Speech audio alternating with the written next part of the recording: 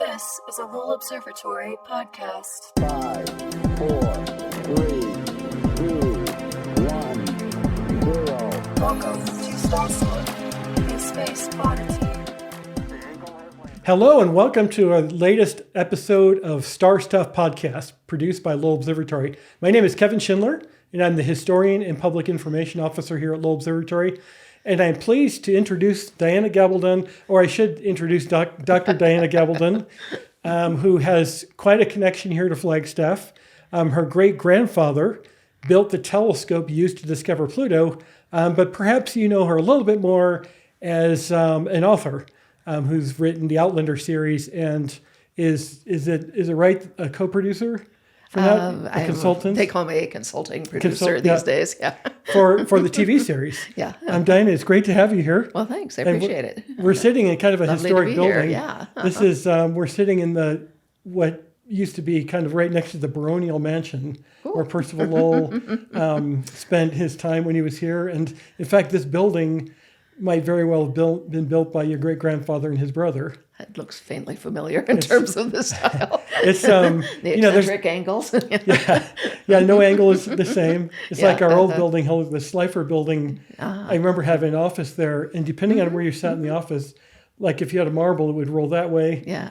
Over here, it'd roll a different way. That's just the way it is. Yeah, no, I was telling Samantha that when we were little, my sister and I would play in our great-grandfather's workroom in his house.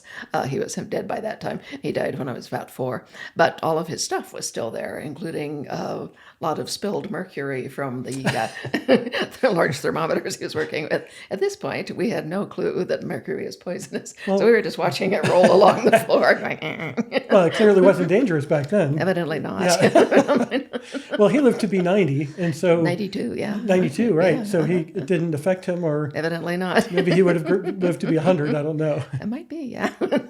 So let's talk about your connection first with Lowell Observatory in Flagstaff. Sure. And I guess to start off, what's your earliest memory? Well, my great-grandfather is probably a little earlier than the observatory, but I mean, I can't remember not knowing that he worked here. Yeah. Everybody said, "Oh, your grandfather works for the observatory," and and your grandfather works at the grocery store. So, it's just what he did. It didn't occur to me to think about it. So let's talk about your family here. Your Stanley and his brother, and them arriving in Flagstaff. Yeah. Well, their father, Godfrey, these are people from Yorkshire where people tended to stay in one place. And so we can trace that side of the family back to 1327. And apparently there's something called the 7 Godfreys, which is in one of the local cemeteries. There are 7 graves of men named Godfrey from successive generations. Yeah. So that was an old name. So as you may guess, Godfrey was the elder brother, and so he got the name. But he and his brother Stanley were 19 and 17 when their father died. And the elder Godfrey, was a royal artist to Queen Victoria, weirdly enough. And amongst other things, he designed the facade of what is now the Victoria and Albert Museum. Wow, yeah. Now they've built a new museum in front of it, but the old facade is still there across the courtyard.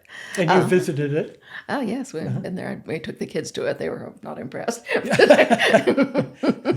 They were more impressed by what Godfrey called the Grand Saloon, or salon, as the case may be. It is a fantastic room. It was made for refreshments, for having tea after you got tired of looking at the exhibits. And it's still there, and it's still a refreshment area, but now, it's got rotisserie sausages and things like that going on. It's lost a lot of its class, but the walls are still there, including these mottos running around it in the unique alphabet that Godfrey designed for the purpose. Perfect. Yeah. So, he got around. Yeah, no kidding. But when he died, apparently his wife was left more or less penniless and went to live with her family. And the 2 boys said, well, Stanley, my great-grandfather, evidently they thought he had tuberculosis. He actually apparently had asthma. which I also have, but luckily. Anyway, they Like said passing those gems on from family. well, I member got to it from family. both sides of the family. Yeah. My paternal grandfather actually died of an asthmatic attack. Yeah, but luckily, as I say, I have a very mild case. But anyway, they said to Stanley, "You're going to die if you stay in clammy old England. The only hope is for you to emigrate to Arizona, where the air is clean and fresh and warm, and there you will be cured." So he and Godfrey, who had no better prospects, emigrated, and according to their own story, stole horses from the Indians to cross the country. And, yes, there's I don't think he mentioned that story in Godfrey's book. I don't think he mentioned that part. possibly of it. not. Maybe No, but Stanley did. Yeah. He did a recording for the Memory Project at NAU. Right, A few years before he died, I think. And that's great because you can still get online and hear that and Yes, hear you his can. voice. Yeah, it's fascinating. Yes. So they got over here. They arrived in New York and kind of meandered their way through the country. Yeah, they were headed for Arizona because of Stanley's lungs and so forth. And when they arrived, they were resourceful. They were both good shots, so they hunted for food and built their own little shack on the banks of Lake Mary and another in town. They called it the townhouse. Yes. That shed is still at the back of my property. It's still standing. Right. So that's where they lived. Yeah. Yeah, and you could live in it. It's sort of like a playhouse, but you could live in it. Anyway, this is a mildly funny story. One of the stories that my great grandfather told was that while he was sitting on the porch of the house, he had company come by, and there were wild turkeys strutting to and fro, and he had his his gun, sitting on the porch beside him, and so just heedlessly he picked up his pistol, took aim, and shot one of the birds right through the eye. And his visitor was very impressed. Stanley, being all casual, said, "Oh, that's nothing. I always shoot them through the eye. I don't want to spoil the meat." So when you shoot your turkeys, you get them through the eye like that, just like you did. Yeah. Exactly. Well, it's secondarily funny because you probably know that you mentioned I was a consulting producer on the Outlander TV show. I also write scripts for them periodically, and I advise on all the other scripts. So anyway, I told the producers about that particular line of my great-grandfather's, and they used it in one of the scripts, which you'll see in the second half of season 7 when they get around to releasing it. Well, that's a great Easter egg for people that know your history and your writing. So they set up shop here in Flagstaff. They did, and they put up a sign in the window that said, Sykes Brothers, makers and menders. We can make or mend anything. And so the story goes that Percival Lowell was at this point just contemplating his building and so forth, and had walked back and forth, Flagstaff being a small town, in front of this shop every day for who knows how long. And finally he went in and said, "Do you think you could build me a dome for my telescope?" And they said, "We don't see why not." And so they did.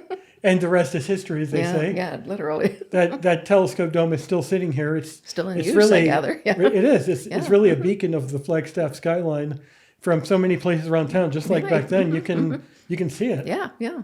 I love the story about the telescope that they first built the dome at the lot where the house is, where the little cabin is. And I've wanted to go down there. I visited Samantha there, and it was during the summertime, but I want to go and see if you can see through the trees and see the dome where it's now on the hill. I think you can. And the same shot of where they built it, but now it's up there. It moved. That would be pretty good. I haven't tried looking from there. Right. I think this is the time of year when the leaves are on the trees and you might be able to see. Well, yeah, I bet they're mostly pine trees around there anyway. Yeah, that's true. So they designed and built that dome. They did. And then Godfrey soon, he helped with some other stuff around here, but he left. Yeah, he was more he was a good leader of men, you might say. He liked to work with a crew, whereas Stanley was more solitary. He was a tool maker, an instrument maker, and so forth, and he was happy doing that. Godfrey put together a gang of workmen and built the road that leads up to the Palomar Observatory. It's kind of neat. He did 2 different observatories just by happenstance. Yeah, well, you get in the habit, Yeah, right. So he left, but Stanley stayed here. He did, yeah. And it was, this temporary stop here turned into 60 years working at Lowell Observatory. Yeah. And so in the 1950s, there's this great picture of Stanley and his wife Beatrice, and I think his granddaughter Jacqueline. Yeah. And then there's this little 2-year-old in the picture. Oh, I know the one you named mean. Diana. Right. Yes, I know the one you mean. It's, You probably don't remember that picture. I do. I have a copy of it. If it's the one with us with the roadster Yeah. at the edge But of the I mean, do you forest, remember that picture being taken? Oh, no, I don't. Yeah. But I do remember the picture. My husband likes it because apparently I'm standing there with my arm raised like this. And I don't know what I was pointing at. But he says, I like this picture because you look like you're thinking, I'm the smartest person in this picture. Nothing like that spousal support to know. Yeah. So obviously you don't remember that picture, but you remember a little bit about meeting Stanley. Oh, yeah. Yeah. His house was right next to my grandmother's house. And So did they owned a lot and they built? yeah, they had a large lot, which eventually had 3 houses built on it. Okay. And there's Beatrice and Stanley's was on the corner. It was a very old house, and unfortunately, it began to collapse, a number of years ago. Yeah. And my dad had it taken down, much to the horror of the Flagstaff Historical Committee. Right. They were just. How could you do that? He said it's going to fall down on somebody and kill them. So, but right next to it was my grandparents' house, which I now own, and we call it the Rock House. Yeah. But there was a lot of room in between, and so when I was about 14, my parents built another house there, which we call the Red House. Okay. So there's still that. Yeah, there's still that There's 2 of Sykes them, yeah. legacy. Yeah. Yeah. And so you get up to Flagstaff here and there still. Yeah, no, I inherited the house, the Rock House, when my dad died, so it's mine. Yeah. I plan to keep it. So let's talk about you growing up in Flagstaff. Sure. Where you went to school and what are some of your memories of town when you were growing up? Oh, well, they're mostly sense memories, like shuffling through the autumn leaves in the gutters and things like that. Looking up at the peaks to see if they were turning yellow yet, because you can see how you can see the big patches of aspen there. Yeah, it's gorgeous. Yeah, did you know that they are patches because aspens spread through their roots, and so all of the aspens you see in a patch are actually one tree. Yeah. That's just with the spikes going up. I didn't know that when I was little, but I was fascinated to find out. We went, my sister and I, to Nativity of the Blessed Virgin Mary Elementary School, which was catty corner across the street from where we lived. So consequently, I never took a bag lunch to school, and consequently, I had very few friends because I didn't sit with anybody at lunch. I walked across the street and had lunch at home. Well, that was convenient. Yeah, it was. I got much better lunches. So you graduated from high school, and you went up to college, and you immediately became a writer. Well, not quite after a dozen years. So, well, yeah. Talk about your college a little bit. Well, let's see. Well,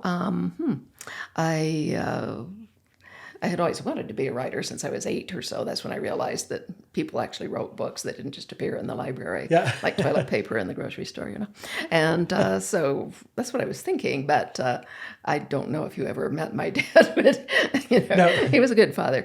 But he was also very pragmatic. And I knew if I told him, I want to write books for a living, he would have said, no, don't do that. You'll never make any money doing that. You'll pick out something sensible to do. And, then after you retire, you can write in your spare time. I'm thinking... So I didn't tell him. I'm being smarter than that.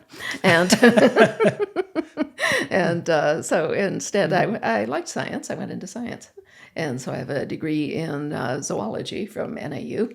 I have a master's degree in marine biology from the Scripps Institute of Oceanography. And I have a PhD also from NAU in quantitative behavioral ecology. Right. Yeah, so I was, in fact, a scientist for a dozen years at least. Yeah, and you taught down... I taught at ASU, yeah. So you mentioned your father. He had a pretty important place in the community, as did your grandfather. So there's Stanley, who was one of the Flagstaff pioneers, and his brother. Yeah. And then his kids, Harold. Yeah, Harold was... he was a writer, but he also was a journalist. He wrote science fiction short stories on the side, many of which I still have, published by Amazing Stories and things like that. But yeah, he also had a pragmatic career. At one point, he was the newspaper editor for the Tombstone Epitaph, which is one of the more romantic, ill-paying jobs that he had. And my mother was born in Yuma, so he must have been working there. But he also worked at a radio station, so he did a lot of journalistic enterprise and stuff. Yeah, and then he was here in Flagstaff for a while. He was mayor. Yes, he was. For a while. Absolutely. And then his daughter was your mom. Yes. And Jacqueline. Yes. And she married your dad, who talk about his position a little bit. He did a lot in the community education and Yeah, somewhat later. They fell in love in high school in the drum and bugle corps. yeah, Yeah, when they were 15 or so. And when they were 18, they wanted to get married. This was horrifying to the entire town because this was 1949 in a small mountain town. And they considered marrying a Hispanic man to be miscegenation. And in fact, public petitions were taken out against their marriage. And my mother's English teacher, whose name I have fortunately forgotten for the moment, not to blacken her reputation or anything ex post facto. But anyway, she took my mother aside and said, "You can't marry that man. Your children will be idiots." This was another reason why my father was determined that my sister and I should, be bright academic stars and so forth. My sister, in fact, is. She's a lawyer and holds one of those triple-named endowed chairs at George Washington University. So she didn't go to the dark side like you did. No, she's equally good at telling stories, but she has never written fiction. Did you two grow up telling stories to each other? Yes, all the time. We shared a bedroom until I was 14, and she was. She would have been 11. Yeah, and so we would just stay up half the night telling stories to each other. So our bedroom was on the second floor. They couldn't hear us down below with the TV. No other kids have ever done that. So you had that writer gene. It was instilled in you. You had that as a kid. Yeah, no. And it was a matter of time, it sounds like. Yeah, no, I've just always been able to tell stories. So what inspired you to write, to go in the direction you did? Well, well, you wrote a lot of different things, but for your, I wrote a lot of science stuff and all that. But essentially what happened was I turned 35, and I said to myself, well, Mozart was dead at 36. Maybe if you want to write a book, you should get started here, just in case. My mother died very young at 40. Yeah. But anyway, I said, all right, on my next birthday, I'm going to start writing a book.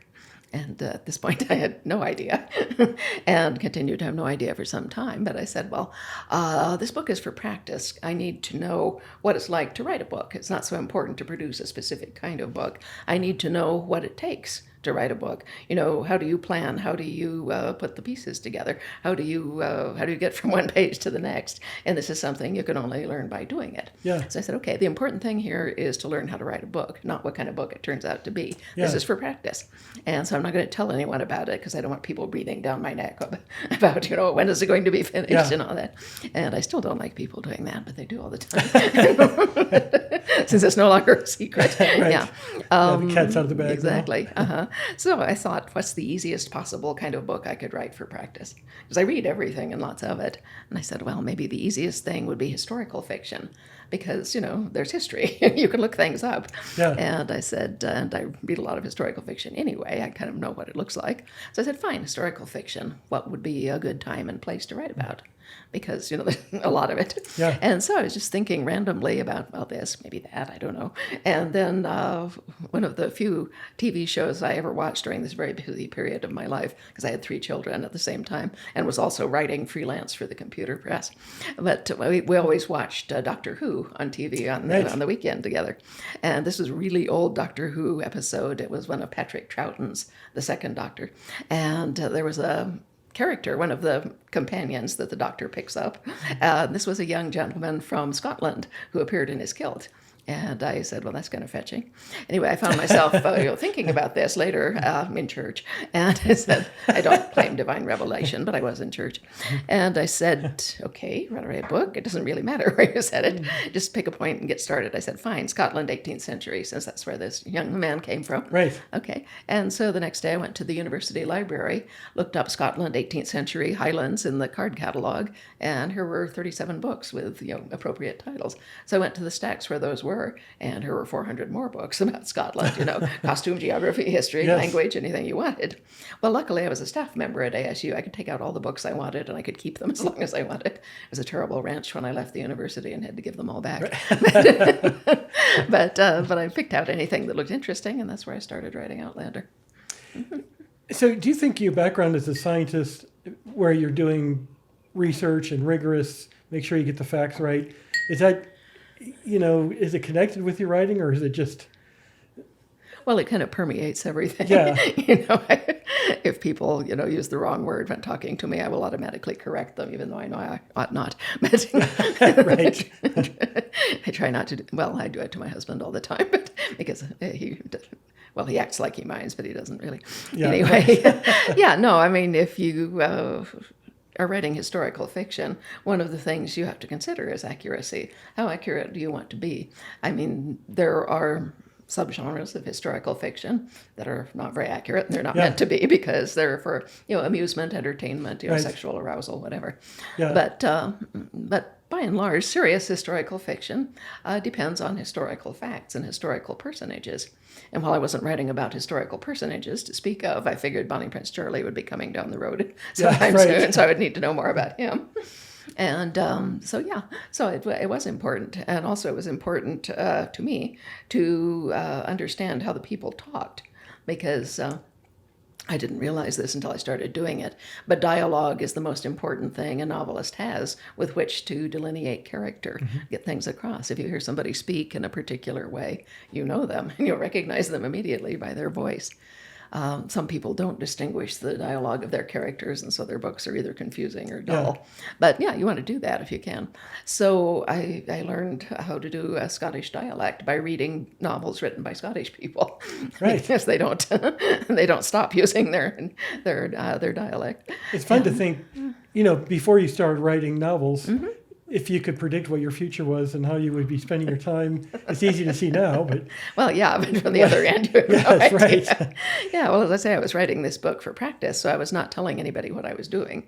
I was just, taking books out of the library and reading them. Yeah. And at one point, I realized that if it was set in the Highlands in the 18th century, people were not speaking Scots dialect there, they were speaking Gaelic. Yeah. And I said, okay, how do you learn to speak Gaelic? Well, the university library had no books on Gaelic, and this was Flagstaff still in the early 1980s, mid-80s at this point, but nobody in town, no bookstores had anything resembling Gaelic. Finally, I tracked down a Gaelic dictionary from a place called Steinhoff's Foreign Books in Boston. I called them up, this being pre-internet, and said, I'm looking for a book in Gaelic, a dictionary of English Gaelic, and they immediately said, Scottish Gaelic or Irish Gaelic? And I said, aha, I found you. I'm in the right place. My place. So they sent me this very small dictionary of English and Gaelic, which I used to write Outlander with. Yeah. And then, a lot of things happened, which is way too much for a podcast. But anyway, I got an agent, and he... before I'd finished writing the book, when I did finish it, I told him I thought there was more, but I thought I should stop while I could still lift it. And so he sent this to 5 editors who he thought might like it, and 3 of them came back with offers to buy it. So he was able to negotiate amongst them, and he told them there was more. And they said, Yes. well, trilogies are really popular these days. Do you think she could write 3? He said, oh, I'm sure she could, being a good agent. And so, I was a novelist with a 3-book contract. So how long was that when you decided to step away from teaching? Not immediately, with my father's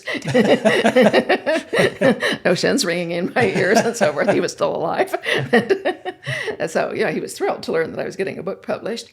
But, I called up to tell him, and we had a lovely, mushy conversation, so forth. Anyway, hangs up, phone rings again. I pick it up. It's Dad. He says, don't quit your job. So I didn't for Just in another case you were year or thinking so, about just that. in case, yeah, which I wasn't.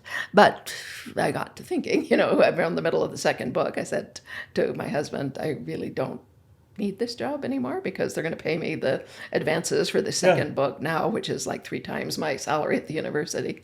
And I think I would really like to go see Scotland. I had never been there. Yeah. And so I quit. We went to Scotland, which was a lot of fun. What a cheap excuse to go traveling. Cool. So with your writing, is it possible to separate research versus writing? Like, Yes and no. I mean, do you have, is there a favorite part of putting together a story? It depends. What I need to work on any given day is what I call a kernel, which could be a line of dialogue or a historical object, or something that I've read, a sentence, something I've seen on TV, a painting in a museum, a line of music, anything that gives me what I call a kernel. And what that is words describing what I'm looking at. I'm looking at the peaks through the window here, and was I in the mood to be looking for kernels, I would be looking at that, and I would be thinking, clouds, peaks, snow, etc., which is not a kernel, but eventually I would be thinking something like, that peak looks like it's about to poke through the cloud. So you'd say the finger of the mountain, poked through the cloud, and that's very clumsy, but it is a sentence. Yeah. And if I have a sentence describing whatever it is that my kernel is, I write that down and I sit there and stare at it, and I take words out and I put words back and I move the clauses around, and gradually it develops in my mind. Yeah, I think we don't have time to do this today, but I might do it tonight, depending on how it does. But it's one of my party tricks is because people say, how do you write? I say, well, if you got 3 minutes to spare, I'll show you. And I write for them. Yes, right. And was it always like that? I mean, when you wrote when you were younger, that was just... Yeah, well, when I was younger, I was just telling stories with my sister, so we would do the dialogue and all that. There wasn't much description. and when do you have a certain amount of time each day that you write, or is it just... Well, I like to have. And life gets increasingly chaotic and so forth. And no, essentially I work in the middle of the night because it's quiet. People don't bother me. Yeah. And there's no psychic noise, nothing going on. And do you have a goal for each sitting, or you just do whatever? When I'm rolling in the beginning, it's very patchy and I can't predict how it's going to go. But as it begins to roll, I have a goal of about 1,000 words a day. Okay. If I can keep that going, we'll be in good shape. Yeah. I remember Hemingway used to apparently keep track of how many words per day. Many writers do. And I think it was less than that, but he was he didn't write as voluminously. He wrote shorter books. Yes, right. So your first book, you're just doing this for practice. And how many pages was that book? Published, roughly? It was 626 pages. Right. So that first one, you were just writing without initially just, who cares how long it is, you're just writing. And as you went on, were there more restrictions? No, but that's partly because the first book was a success. Yes. Now, when it came time to send the completed book to my editor, with whom I'd been talking over the phone and so forth, I knew a few things about editors at this point, and I knew that if I sent her the actual manuscript laid out as it's supposed to be, 10-point courier, 1-inch margins, double-spaced, etc., she would be horrified at the sight and would try to make me cut it substantially, and I wasn't going to do that. So luckily, my husband's business was called custom PC programming. This was in the early days of what were called microcomputers back then. Yes. When if you wanted anything other than WordPerfect and Lotus 1-2-3 and DBase 4, you had to hire a programmer to make your computer do that. Well, he could do that. At his peak, he had 26 programmers doing it for him. So as a result of this, I knew a lot about personal computers, including how to monkey with the print facilities. And also we had a dot matrix printer, which I knew that none of the people in publishing had. They didn't even have computers yet. It was all typed, and so they expected every manuscript to look like every other one. 10-point courier, 1-inch margins, double-spaced, etc. So you did like 3 points and... Yes. Yes. I had a proportional type rather than a monotype, which means you can squeeze a whole lot more letters on a line, but they'll still be perfectly readable. And also I squeezed the spacing down to 1.5 inches from double because the proportional type would hide that. And I knew enough about human nature to think that they would notice the type and they would attribute every other feeling of strangeness to that, rather than looking to see that I had shrunk the margins to 0.9 inches instead of 1. So nobody called you on it? No. No. And have you since laughed at your editor with that? Or Yes. She called me right after I delivered the final draft and they sent it to the printers, or the compositors. She said, the compositors have just called back. They're having a heart attack. Do you know how long your book is? And I said, yeah, but evidently you didn't. Too late now. Exactly. So they were very nervous about it because they were saying, we're trying to sell this book as a romance. Nobody. And I say, well, that's one of the reasons why. It's because it's not a romance. Right. Exactly. So that next contract was to do a trilogy? Well, that was the first book of the contracted trilogy. Right. Yeah. And then it kept going from there? Yeah, well, as I was writing the third book, I talked to my agent, and he said, what are you going to write next? And I said, well, I can see that there's a fourth book. And he said, they'll be happy to hear that. And I said, yeah, I bet. And luckily they were. And they offered me a second 3-book contract. And, after that, it was, kind of, there wasn't any more problem about it. Right. And now you're on number 10. Mm-hmm. Yeah. And I don't want to nag you too much about this because you probably get it all the time. But you've stated this is the last one. of the series. Well, Or- I intend it to be the last one of the Yeah. series because I'm 72. I don't know how much longer I will last, and I would like to finish the series, before anything drastic happens or I lose my mind or whatever. But books have their own ways. It will be, I think a completely satisfying ending, but there might be more of the story to be told. Yeah. And it would depend how I felt about it and what I could see at that point, whether it would be a separate 11th book or whether it would be 2 or 3 shorter side stories, which I've done on occasion. My novellas tend to run something like 90,000 words, so that would be publishable as a smaller book. So then how did the TV show come about? Oh, that one. Well, ever since Outlander came out and was a success, people have been wanting to make a movie of it. At first I said, that's ridiculous. I mean, no movie could encompass this book, and it would be stupid to pick little pieces out of it and all that. But people kept asking, and in the fullness of time, we optioned that book 5 times, I think, before Stars. And Sony finally took it up, with enough muscle to make it work. Right. And so that's in its 7th season. Yeah. And is that going to continue? Or this is the final season, right? No, the final season will be season 8, which will begin filming in late March. Yeah, and I just saw recently, but there's something else that's going to come out, a prequel. Well, it's evolved in my usual sort of haphazard way. So this is your near-term future. Yes. After. So can you talk much about the prequel? Oh, sure. About that, yeah. or? Mm-hmm. Yeah. Well, over the years, all kinds of things float through my head, and some of them stick and some of them don't. But I did want to tell the story in more detail of Jamie Fraser's parents, because I could see interesting things along there. And it was also the earlier days of the Jacobite Rebellion, which was a fascinating historical period about which I already know a lot. And so I've said for years, I'm going to write a prequel about Brian and Ellen Fraser one of these days. And so finally it appeared that the time was right and I should start doing that. So I had sort of begun picking at it a bit. Well, this is as the TV show was winding down, and obviously the people associated with it would like it to keep going, but it's not going beyond season 8 because our main character, our main actors don't want to go farther. They would like to lead their own lives for a change. And also, we're coming to a good stopping point, you might say, TV-wise. So they conceived the idea of having a prequel based on my as yet unwritten prequel book. I said, okay, this was 2 or 3 years ago. Okay, well, that's since evolved. And they said, well, we think we might want to do more than one prequel. And I said, that can be managed. So anyway, this leaves me in the precarious position at the moment of writing 2 as yet unfinished novels upon which 2 in-progress TV shows will be based.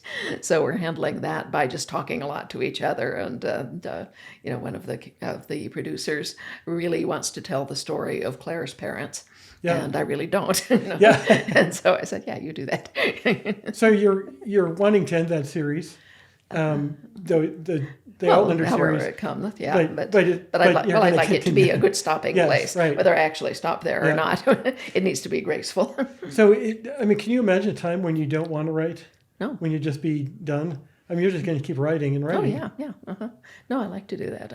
I was born with stories, going through my head, and especially once I learned to read, which was when I was 3. So, I can't live without words unless I have a stroke or something, which would be bad. But and you said you read a lot also. I read all the time. Yeah. So you're reading or writing. What else do you do in your quote-unquote spare time? Whatever that might be. Well, putting aside a few private passages with my husband. Yeah. Let's see. What do I do? Well, I like to be outdoors. I walk a lot. I have dogs and things like that. Yeah. We have two acres in Scottsdale. Most of it is desert land. Yes. That it does have a wall around it, so it's enclosed. And so the dogs can go out and roam around in there, and I go out and roam around with them and watch and take note of what's happening. Because just the changing ecosystem in that 2-acre plot is amazing.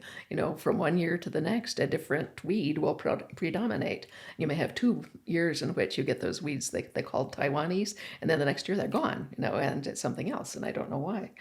So I can just see you going out there then And then, wait, I went to my computer. I want to write a story about that weed.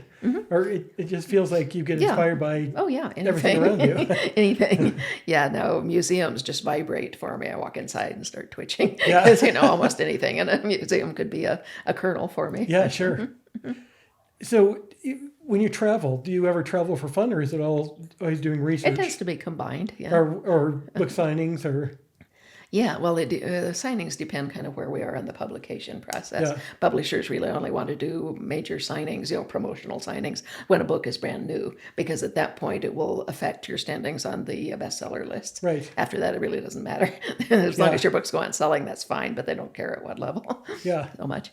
So your passion for writing is carried on in your family Yeah. because your son writes, Yes, he does. Yeah, he's just finishing his 7th novel. and he uses the Sykes name. He does, yeah.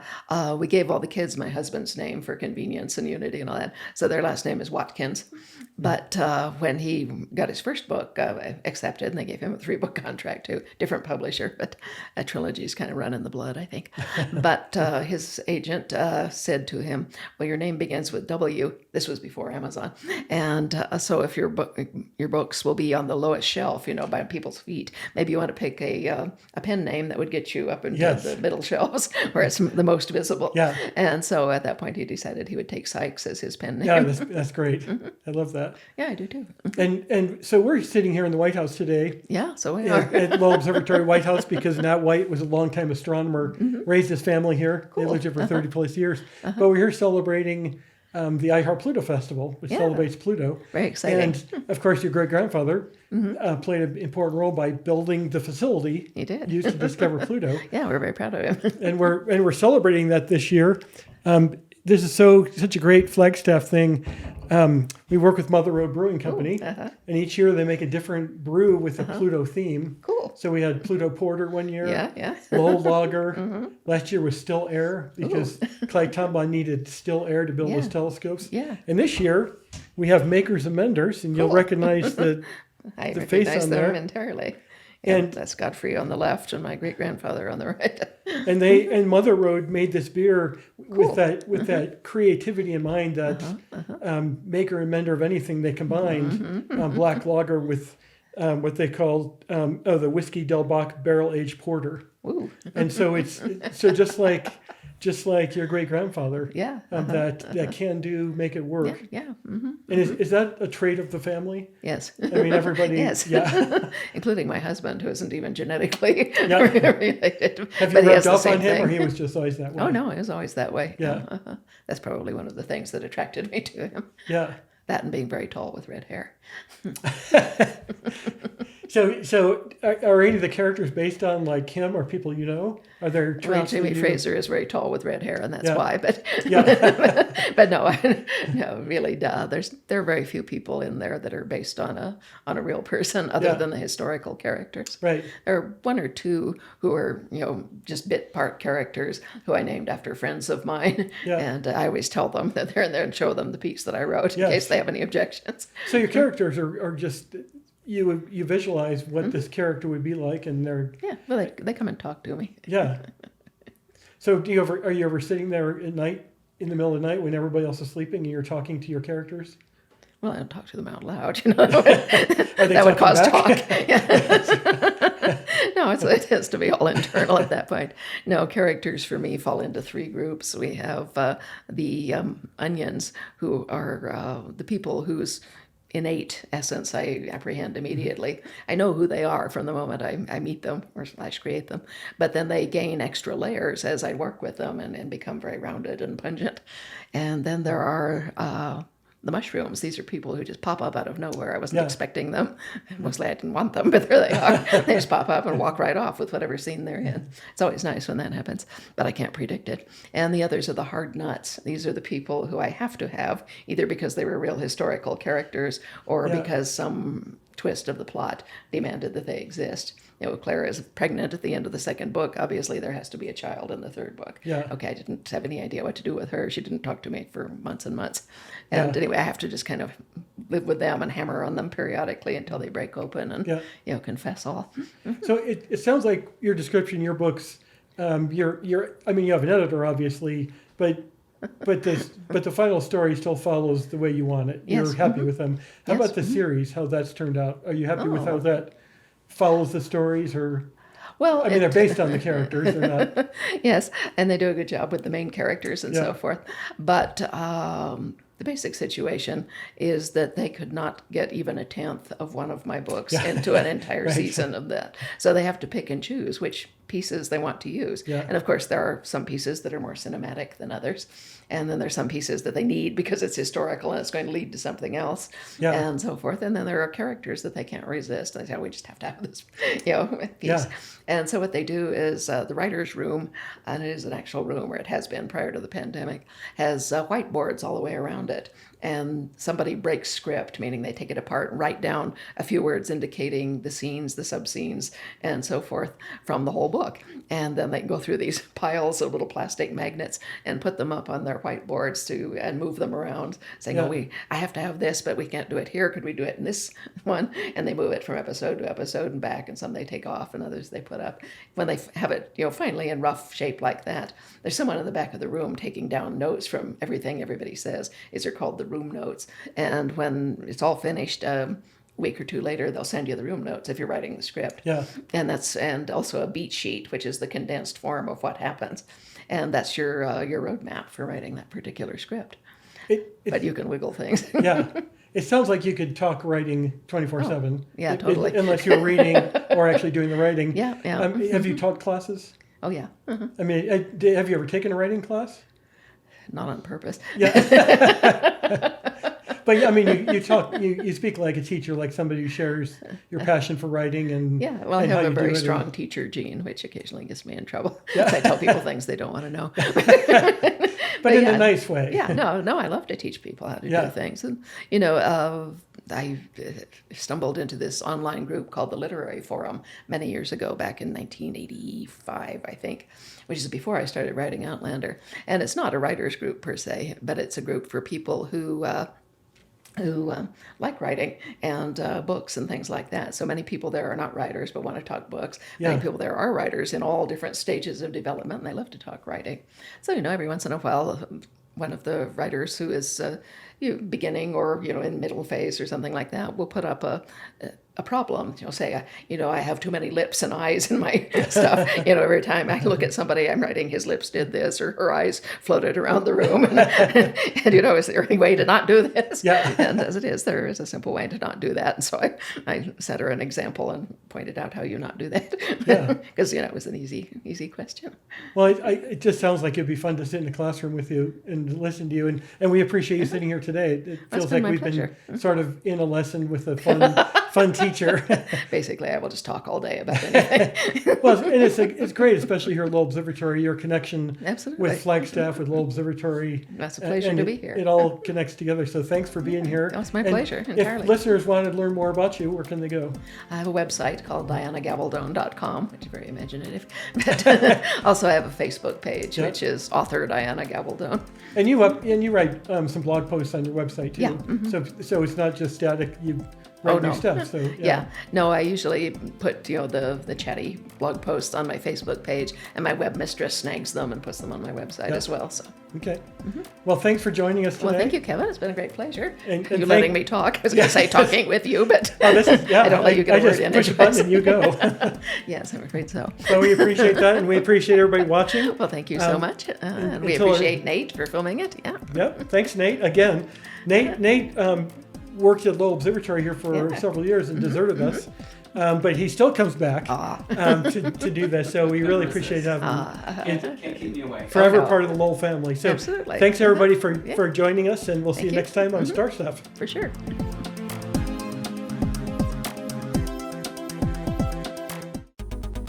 This podcast was made possible by our members and donors. If you enjoyed this episode and want to support our nonprofit in making more digital education like this available, go to lowell.edu/donate. Thanks for listening.